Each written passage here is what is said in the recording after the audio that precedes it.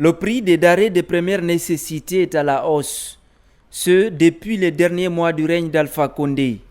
Avec l'arrivée du CNRD, l'espoir de voir les prix à la baisse a été nourri par les citoyens. Moi, par exemple, je pensais qu'avec son arrivée, les prix allaient diminuer. Mais non. Cette augmentation intervient dans un contexte particulier, c'est-à-dire au moment où la devise est en baisse. Sur la situation, cet économiste trouve une explication, notamment la volonté des autorités de juguler le phénomène de la corruption. D'autres avaient déjà des stocks auxquels ils avaient acheté avec des prix X. Donc, lorsqu'on leur demande, n'est-ce pas, ou alors on fait des restrictions au niveau des différentes structures et que ces gens-là qui ont acheté, les commerçants qui ont acheté les biens à un prix X ne peuvent pas essayer de vendre ces biens-là à un prix X plus 1 ou à un prix X moins 1. Au-delà de ce décalage entre la baisse de la devise et les prix sur le marché, l'autre question abordée par l'économiste, c'est l'inflation. Un état de fait qui a des répercussions sur l'économie.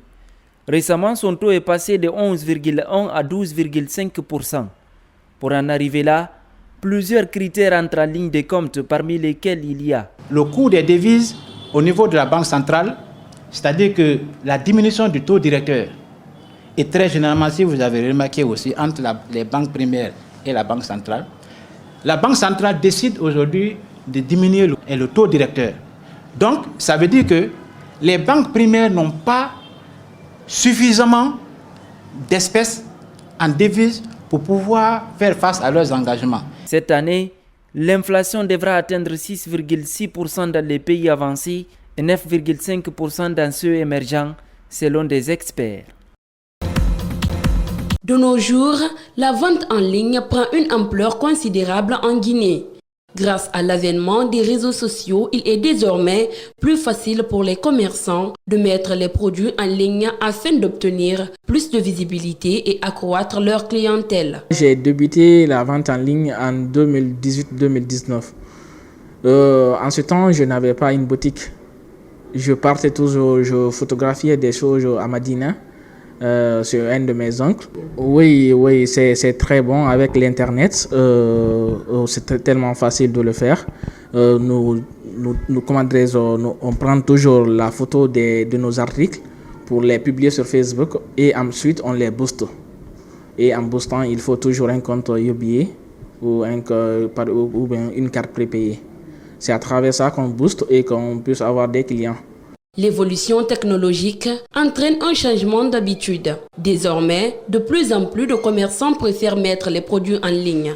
En Guinée, cette forme de commerce, le e-commerce, a trouvé une place importante à travers les réseaux sociaux. Bon, je vends plus en ligne que dans une boutique parce que j'avais une boutique, mais j'ai préféré vendre en ligne parce que je vends plus en ligne que là où je suis. Et les boutiques d'abord, ça coûte cher, donc ma résolution a été que je préfère vendre en ligne. La vente en ligne, une stratégie qui a ses avantages, mais aussi ses revers. Vente en ligne a des importances. C'est énorme même, parce que tu peux rester chez toi et que tu vois quelque chose sur Facebook et tu captes ça et puis tu appelles la personne. Donc tu peux par exemple commander quelque chose en ligne, mais ça trouvera que ce que tu as commandé là, ce n'est pas sur une bonne ligne. Avec le commerce en ligne, fini les longues attentes pour être servi compte tenu de la forte demande. Les services des produits en ligne sont accessibles 24 heures sur 24 et 7 jours sur 7. Partout, les clients peuvent faire leur achat et être servis rapidement, nous rassurent ces commerçants.